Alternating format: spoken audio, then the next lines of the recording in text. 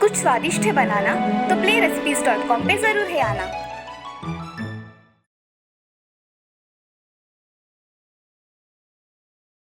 सोना नाम की लड़की एक कंपनी में काम किया करती थी। सोना अपनी सहेली चेतना के साथ रहा करती थी। सोना सैटरडे संडे आता तो शॉपिंग करने चली जाती थी। एक दिन सोना और चेतना घर का सामान खरीदने के लिए मॉल में चली जाती है। तभी वहाँ सोना चेतना से, चेतना, आज तो मैं बहुत सारी खाने की चीज़ें खरीदूंगी। वैसे भी तुझे खाने के सिवा और क्या सूझता है? मैं मेरा लूँगी, तू तेरा ले लेना। हाँ चलेगा, अब चलो। ऐसा कहकर दोनों मॉल में चली जाती है। वहाँ जाकर खाने की चीज़ें खरीदने लगती है। तभी सोना की नज़र बिस्किट पर पड़ती है। वो ढेर सारे बिस्किट्स ले लेती है। उसे देख एक लड़की उसके पास आती है और सोना से, मैडम आप इधर आइए ना, ये देखिए मैगी ने नया ब्रांड लॉन्च किया है, आप टेस्ट करके देखिए। मुझे मैगी पसंद नहीं है। मैडम आप मैगी एक बार टेस्ट करके देखिए, एकदम फ्री है, पसंद आई तो आप ले सकती है। ठीक है, मैं टेस्ट करके देखती हूँ। ऐसा कहकर सोना मैगी टेस्ट करके देखती है। मैगी इतनी टेस्टी होती है कि उसे और खाने की इच्छा होती है। ये देख सेल्स गर्ल सोना से, मैडम आपको कितने पैकेट चाहिए? मुझे 4 पैकेट मैगी दे दो, आपकी मैगी बहुत ही स्वादिष्ट है। Thank you madam. सोना अब शॉपिंग करके घर आ जाती है। उसे तेज़ भूख लगने के कारण सोना सोचती है, मुझे कितनी भूख लगी है और घर में खाना भी बनाया हुआ नहीं है। अगर मैं खाना बनाऊंगी तो बहुत देर हो जाएगी। क्यों ना मैं 2 मिनट में मैगी बना लूं? ऐसा सोचकर सोना मैगी का पैकेट निकाल कर देखती है और मैगी बनाने लगती है। उसके आगे मैगी का पैकेट पड़ा हुआ देख सोना कच्ची मैगी मुंह में डाल लेती है। उसे खाकर देखने के बाद उसे उसका स्वाद बहुत पसंद आया। सोना ने थोड़ी कच्ची मैगी खा ली और बाद में पकी हुई मैगी भी खा ली। सोना अब खुद के काम करने चली जाती है। पेट भरने की वजह से सोना थोड़ा आराम करने चली जाती है। अब सोना जब भी ऑफिस के लिए चली जाती थी तभी वो कच्ची मैगी खाकर जाया करती थी। उसे मैगी अब बहुत पसंद आने लगी थी। तभी एक दिन सोना के माता पिता ने सोना की शादी तय कर दी। सोना की माँ रेवती सोना से, सोना बेटी कैसी हो? माँ मैं अच्छी हूँ, तुम कैसी हो? मैं भी अच्छी हूँ। तुम्हारे पापा ने तुम्हारे लिए एक अच्छा रिश्ता देखा है। लड़का बहुत ही होनहार है। हम चाहते हैं कि तुम शादी कर लो। माँ इतनी जल्दी क्या है? बेटी अच्छे रिश्ते बार बार नहीं आते। ठीक है माँ, आप दोनों ने देखा है तो ठीक ही होगा। मैं शादी करने के लिए तैयार हूँ। सच में? हाँ माँ, अब मैं फ़ोन रखती हूँ, मुझे काम करना है। हाँ। ऐसा कहकर सोना फ़ोन रख देती है और ऑफिस चली जाती है। कुछ दिनों बाद सोना की शादी सोहम नाम के लड़के के साथ हो जाती है। सोना बहुत खुश थी। वो अब ससुराल में बहुत अच्छी तरह से रहने लगी थी। वो ससुराल के सारे काम बहुत अच्छी तरह से किया करती थी। एक दिन सोना की सास राधा, बहू बहू मुझे जरा चाय तो लाना। हाँ माँ जी, अभी लाई। ऐसा कहकर सोना राधा को चाय देकर आती है। तभी सोना को बहुत तेज भूख लगती है तो सोना मैगी बनाकर खा लेती है। ऐसे ही दिन बीत रहे थे। सोना की मैगी खाने की आदत देख सभी हैरान थे। एक दिन सोना कुछ सामान खरीदने चली जाती है और अपने साथ ढेर सारे मैगी के पैकेट लेकर आती है। ये देख राधा सोना से, अरे बहू तुम आज इतने मैगी के पैकेट लेकर आई हो, इतने कौन खाएगा?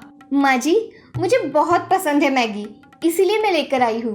ऐसा कहकर सोना किचन में चली जाती है। राधा बड़े आश्चर्य के साथ सोना की ओर देखती है और मन ही मन बोलती है, किसी को इतनी मैगी भी पसंद आ सकती है। अब सोना ने वो मैगी के पैकेट कुछ पकाकर और कुछ कच्चे ही खा डाले। वो जब भी भूख लगती थी तो सुबह शाम मैगी ही खाया करती थी। ये देख राधा, ये बहू खाना कम खाती है और मैगी ही खाती रहती है, इसका मैं क्या करूं? ऐसा सोचकर राधा अपने काम में व्यस्त हो जाती है। अब सोना एक दिन घर के काम कर रही थी, तभी उसे एकदम से चक्कर आ गए और वो बेहोश हो गई। ये देख राधा सोना से, अरे बहू क्या हुआ, आंखें खोलो। तभी राधा अपने बेटे सोहम को फोन लगाती है और उससे कहती है, बेटे तू जल्दी घर पर आ जा, बहू को चक्कर आ गया है, तू जल्दी आ, उसे अस्पताल में भर्ती करवाना पड़ेगा। हाँ माँ, मैं अभी निकलता हूँ। ऐसा कहकर सोहम 5 मिनट में घर आ जाता है और सोना को लेकर अस्पताल में चला जाता है। अब सोना को डॉक्टर चेक करते हैं और कुछ टेस्ट करते हैं और उसके टेस्ट के रिपोर्ट देखकर डॉक्टर सोहम को बुला लेते हैं और डॉक्टर साहब, क्या मैं अंदर आ सकता हूँ? हाँ आइए, बैठिए। सोहम डॉक्टर के सामने बैठकर उनसे कहता है कि क्या हुआ है डॉक्टर साहब, क्या बात है? सोहम जी, क्या आप अपनी पत्नी का बिल्कुल ख्याल नहीं रखते? उसके शरीर में मैदा जमने के कारण खून की कमी हो गई है, इसलिए उनको चक्कर आ गए हैं। मगर पेट में इतना मैदा कैसे जमा हो गया? उन्होंने मैदे के पदार्थ बहुत सालों से खाए हैं, इसलिए उनके शरीर में मैदा जम गई है। उन्हें दवाइयाँ लिख कर देता हूँ, मगर अब उन्हें बाहर की चीजों से दूर ही रखना, नहीं तो उनकी तबीयत फिर से बिगड़ जाएगी। डॉक्टर साहब, मैं आगे से पूरा ख्याल रखूंगा। आपका बहुत बहुत धन्यवाद। जी, आप आ सकते हैं। जी। ऐसा कहकर सोहम डॉक्टर के केबिन से निकलकर सोना के पास चला जाता है। तभी राधा सोहम से, क्या कहा डॉक्टर ने? माँ, डॉक्टर ने कहा है कि इसके शरीर में खून की कमी हो गई है और इसके पेट में मैदा जम गया है। अरे बेटे, ये सब ज्यादा और कच्ची मैगी खाने का नतीजा है और कुछ नहीं। माँ, मैं सोना से बात करना चाहता हूँ, तुम जरा बाहर रुको। ठीक है बेटा। सोहम अब सोना के पास आकर सोना से, अरे सोना, कोई बच्चों की तरह इतनी मैगी खाता है क्या? तुम तो कच्ची मैगी खाने के लिए भी कम नहीं करती। अब ऐसे ही चलता रहा तो तुम्हारे पेट में कीड़े पड़ जाएंगे। सोना ये बात सुनकर बहुत दुखी होती है और वो सोहम से, मुझे माफ कर दीजिए, मुझे कच्ची मैगी अच्छी लगी तो मैंने वो भी खाना शुरू कर दिया। अब से मैगी कभी नहीं खाऊंगी। तुम सच कह रही हो ना? हाँ, मैं सच कह रही हूँ। आइंदा से मैदे के कोई भी पदार्थ नहीं खाऊंगी, मुझ पर विश्वास कीजिए। ऐसा कहकर सोना आराम करने लगती है। अब सोहम सोना को अगले दिन घर पर लेकर आता है। अब सोना कभी भी मैगी खाने का नहीं सोचती और सब कुछ हेल्दी फूड खाया करती थी। उसमें ये बदलाव देख उसकी सास राधा भी बहुत खुश हो गई थी। अब वो तीनों खुशी खुशी रहने लगते हैं। इस कहानी से हमें ये सीख मिलती है कि जिंदगी में कोई भी चीज ज्यादा मात्रा में नहीं खानी चाहिए, हमेशा अच्छी चीजें खानी चाहिए। सुंदरपुर नाम के गांव में नंदिनी नाम की एक लड़की अपने पिता के साथ रहा करती थी। नंदिनी के पिता शिवराम में खेती का काम करके अपना गुजारा किया करते थे। नंदिनी छोटी थी तभी उसकी माँ चल बसी थी। तब से शिवराम उसकी अच्छी तरह से देखभाल किया करता था। उसकी हर ख्वाहिश पूरी करने की शिवराम की इच्छा थी। एक दिन गांव में चोर घुस आए थे। वो लोगों के घरों में जाकर जेवर, पैसे आदि लूटा करते थे। एक दिन रात को चोर शिवराम के घर पर आए। वो दबे पांव अंदर आ रहे थे, तभी आवाज आने के कारण नंदिनी की नींद खुल गई और नंदिनी उन्हें सिर्फ देख रही थी। चोर घर का सामान इधर से उधर फेंक रहे थे। उन्होंने पैसे और कुछ जवाहरात जमा किए और वो भागने लगे। तभी नंदिनी ने जोर से चिल्लाई, चोर चोर, पकड़ो पकड़ो। उसकी आवाज सुन शिवराम नींद से उठ जाता है। तभी उसे उसके घर में चोर दिखाई देते हैं। वो जल्दी जल्दी में जोर जोर से पड़ोसियों को आवाज देता है, चोर चोर, पकड़ो, हमारे घर में चोर है। शिवराम की आवाज सुन सभी पड़ोसी नींद से उठ जाते हैं। ये सब देख चोर सब सामान लेकर घर के पिछले वाले दरवाजे से भाग जाते हैं। उनका शिवराम पीछा करता है, मगर वो चोर शिवराम को एक पत्थर उठाकर मारते हैं। वो पत्थर शिवराम के सर पर लगने की वजह से शिवराम वही बेहोश पड़ जाता है। ये देख नंदिनी वहां चिल्लाते हुए आती है। तभी सभी चोर वहां से भाग गए थे। अब पड़ोसी आकर शिवराम को अस्पताल में लेकर चले जाते हैं। शिवराम को सर पर लगने की वजह से गहरी चोट आई थी। शिवराम दवाइयाँ लेकर पुलिस स्टेशन में चोरी की कंप्लेंट करने के लिए जाता है। शिवराम पुलिस से, नमस्ते साहब। नमस्ते, तुम्हारे सर को क्या लगा है? साहब, मेरे घर पर चोरी हुई है। उसी चोरों ने मुझे पत्थर मारकर जख्मी किया है। मेरी कंप्लेंट लिखवा लीजिए साहब। ठीक है, मगर तुमने चोरों का चेहरा देखा है क्या? नहीं साहब, इतनी रात में मैं उनके चेहरे ठीक से नहीं पहचान पाया। ठीक है, जैसे ही हमें पता लगता है हम तुम्हारा सारा सामान ला देंगे। तुम्हारी कंप्लेंट लिखवा दो। ऐसा कहकर पुलिस कंप्लेंट लिखवाकर अपना काम करने चले जाते हैं। शिवराम अपनी कंप्लेंट लिखवाकर घर चला आता है। घर आते ही नंदिनी बहुत रोने लगी और उसके पिताजी से, पिताजी, उन चोरों का कुछ पता चला? उन्हें कब पकड़ने वाले हैं? नंदिनी बेटा, मैंने पुलिस स्टेशन में जाकर कंप्लेंट की है। पुलिस वाले अब चोरों को पकड़ने ही वाले होंगे। जब पुलिस वाले उनको पकड़ेंगे तो हमें कॉल कर बताएंगे। ऐसा कहकर शिवराम अपने कमरे में आराम करने चला जाता है। अब नंदिनी को पता चलता है कि चोर अभी तक पकड़े नहीं गए थे। ऐसे ही बहुत दिन बीत जाते हैं मगर चोरों का कुछ पता ही नहीं चलता।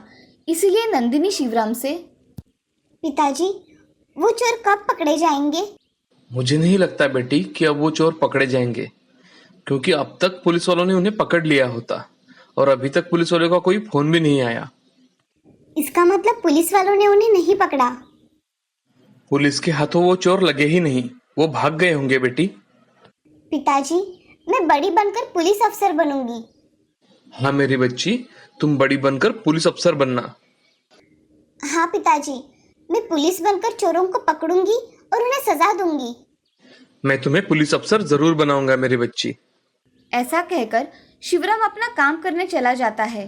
अब नंदिनी उस दिन से बहुत मन लगाकर पढ़ाई करने लगती है। उसकी पढ़ाई की लगन देख उसके पिताजी बहुत खुश हो जाते हैं, मगर घर में चोरी हो जाने के कारण जो कमाया वही खाना पड़ता था। ऐसे ही उन दोनों के दिन बीत रहे थे। कभी कभार उनके खाने के लाले भी पड़ा करते थे, मगर वो दोनों वक्त संभाल लेते थे।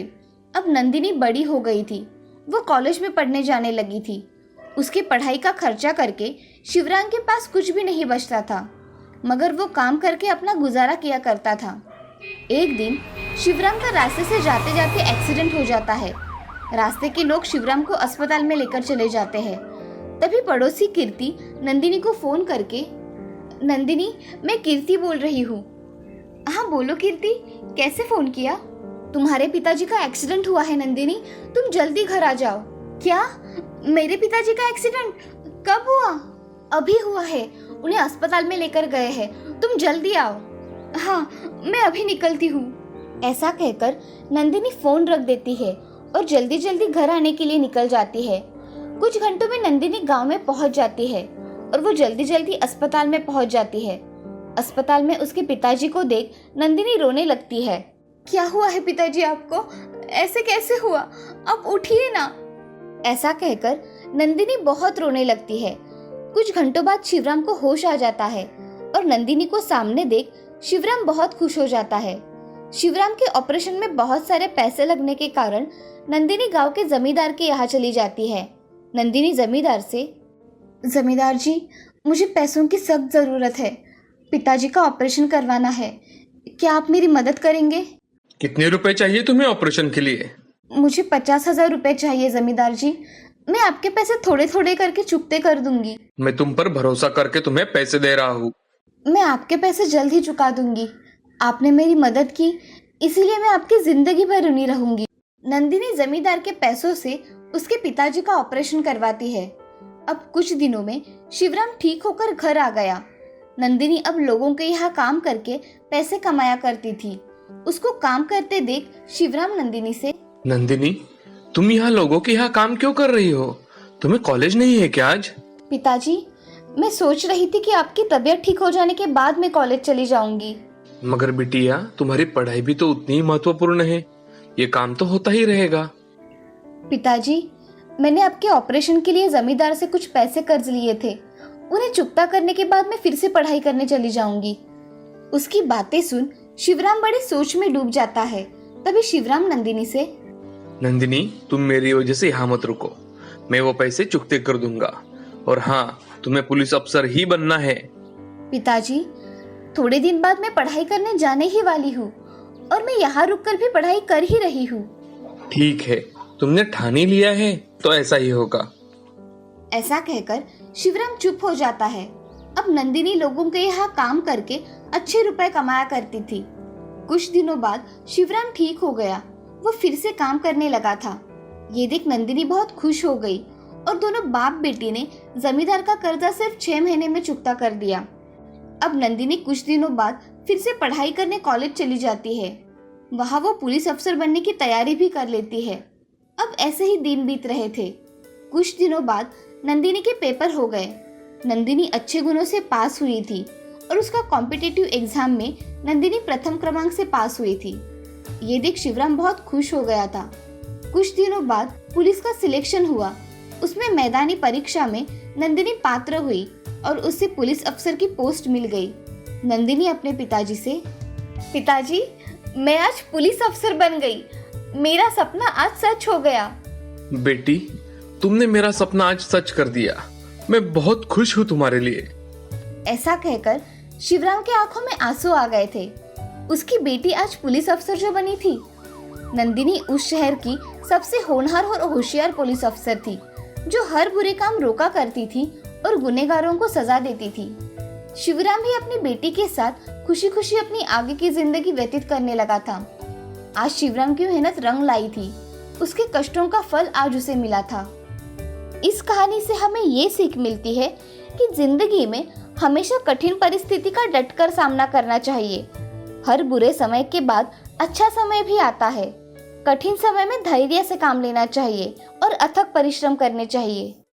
एक छोटे गांव में प्रिया, मीरा, राधा नाम की 3 बहनें अपने माता पिता के साथ रहती थी। प्रिया और मीरा दिखने में बहुत खूबसूरत थी और राधा दिखने में साधारण थी।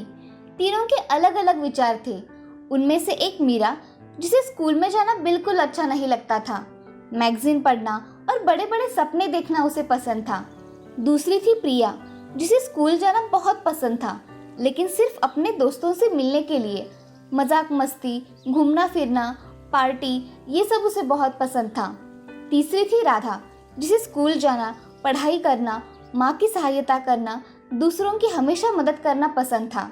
एक दिन माँ मीरा से, मीरा यहाँ जरा मेरी मदद करो। नहीं माँ, तुम्हें तो पता है ना, मेरा जन्म छोटे मोटे काम करने के लिए नहीं हुआ है। और अभी तो मैं मैगजीन पढ़ रही हूँ। अरे कभी तो मदद कर दिया करो, आज नहीं तो कल शादी के बाद सबको काम करना ही पड़ता है। क्या शादी के बाद माँ? मैं तो ऐसे इंसान से शादी करूँगी जो बहुत ही ज़्यादा अमीर हो, जैसे कि मैगजीन में दिखाते हैं। फिर तो मेरे घर में नौकर चाकर होंगे, तो मुझे कोई काम करने की ज़रूरत ही नहीं होगी और मैं अपनी लाइफ अपने तरीके से जी पाऊँगी। फिर भी बेटा कभी कभी काम किया करो। माँ बस भी करो अभी। माँ, मेरे लिए आप बहुत अमीर लड़का चुनना, ताकि मुझे कोई काम ना करना पड़े। मीरा वहाँ से चली जाती है और शादी की बात सुनते ही प्रिया अपने माँ के पास आकर, माँ आप मेरे लिए ना बहुत ही हैंडसम, ऊंचा और जो मेरी हर ख्वाहिश पूरी करेगा ऐसा लड़का ढूंढना। हाँ तुम्हें भी अच्छा लड़का ही ढूंढ लूंगी, लेकिन काम में हाथ मत लगाना। तुम दोनों की दोनों एक जैसे ही हो, न पढ़ाई में अव्वल और न काम में। तुम दोनों को तो सिर्फ मैगजीन, मूवी जाना इतना ही पता है। तभी माँ को गुस्सा आता देखकर प्रिया वहाँ से चली जाती है और राधा वहाँ पहुँचती है। माँ क्या मैं आपकी कोई मदद कर दूँ? अरे नहीं बेटा, तुम बहुत थक चुकी होगी, तुम आराम करो। तुम अपने बहनों जैसी थोड़ी ना हो, जो दिन भर मजाक मस्ती, सोना उठना, मन चाहा करना। तू तो हमेशा कुछ ना कुछ करती रहती है। अभी अभी तो आई है, थोड़ी देर बात कर लेना। माँ मैं इतना काम पूरा कर लेती हूँ और फिर आराम कर लूँगी। राधा और माँ अपना काम पूरा कर अपने अपने कमरे में चले जाते हैं। कुछ दिनों बाद उनके पिताजी की हार्ट अटैक से मौत हो जाती है। अब तीनों बहनें अनाथ हो चुकी थी। वो बहुत परेशानियों से गुजर रही थी। कुछ दिनों बाद एक बूढ़ी माँ उनके यहाँ आती है और उन सबको उनके मनपसंद लड़कों से मिलवाती है। मीरा और प्रिया को बहुत अच्छा घर मिलता है और राधा को एक बहुत ही गरीब इंसान मिलता है। राधा ये सब देखकर बूढ़ी माँ से, मेरे नसीब में ऐसा क्यों है माँ? राधा, तुम्हें बहुत जल्द ही पता चलेगा कि तुम्हारे नसीब में ये क्यों है। शादी के बाद मीरा का अच्छे अच्छे कपड़े पहनना, गहने पहनना, बड़े बड़े होटल्स में रहना, ये सब चल रहा था। तो दूसरी ओर प्रिया पार्टीज करना, मूवी जाना, अपने दोस्तों के साथ घूमने जाना, ये तो और जोरों से चल रहा था। तीसरी ओर राधा अपने पति के साथ बहुत मेहनत कर रही थी। 2-3 साल बाद मीरा रोते हुए प्रिया को फ़ोन लगाती है और उसे मदद मांगने लगती है। प्रिया देखो ना, मुझे लगता था कि पैसा ही सब कुछ होता है, लेकिन आज हमारे घर पुलिस आई थी। मेरे पति ने बैंक में बहुत बड़ा फ्रॉड किया है और इसीलिए पुलिस ने हमारी सारी प्रॉपर्टी जब्त कर ली। दीदी, मैं खुद आपको फ़ोन करने वाली थी। आज तक मुझे भी लगता था हैंडसम पति हो और मूवी देखना, पार्टीज करना मतलब ज़िंदगी की सारी खुशियाँ बटोरना है। लेकिन ये सिर्फ शान और शौकत की चीज़ है। मेरा पति मुझे 1 महीने पहले ही छोड़कर दूसरी लड़की के पास चला गया है। 1 महीने से मैं बहुत ही ज़्यादा टेंशन में हूँ, लेकिन मुझे समझ नहीं आ रहा था कि मैं क्या करूँ। फोन पर बातें करते वक्त उन्हें अपनी माँ की बातें याद आती है, क्योंकि उनकी माँ उन्हें हमेशा बताती थी कि जिंदगी में कुछ ना कुछ काम करो। अब दोनों बहनें मिलकर राधा के पास जाने का फैसला करती है। दोनों राधा के यहाँ जाती है और देखती है राधा अब बहुत ही बड़े घर में अपने पति और बच्चे के साथ खुशी खुशी रह रही थी। मीरा दीदी, प्रिया दीदी, आप दोनों एक साथ आइए। बहुत अच्छा किया जो आप यहाँ आई। बहुत साल बीत गए, हम सब मिल ही नहीं पाए थे। अब मीरा और प्रिया दोनों ही राधा को अपनी अपनी कहानी बताना शुरू करती है। राधा सब सुन लेती है और राधा अपनी बहनों से, दीदी जो हुआ सो हुआ, अब आप लोग माँ के बताए हुए रास्ते पर चलने की कोशिश कीजिए, मेहनत कीजिए, काम कीजिए और अपनी जिंदगी बदलने की कोशिश कीजिए। मीरा और प्रिया दोनों भी अपनी छोटी बहन राधा के बताए हुए रास्ते पर चलने के लिए तैयार होते हैं और राधा के साथ खुशी खुशी रहने लगते हैं। इस कहानी से हमें ये सीख मिलती है कि ऊपर से सुंदर दिखने वाली हर चीज अच्छी ही होती है ऐसा नहीं होता। इसीलिए मेहनत करना बहुत जरूरी है।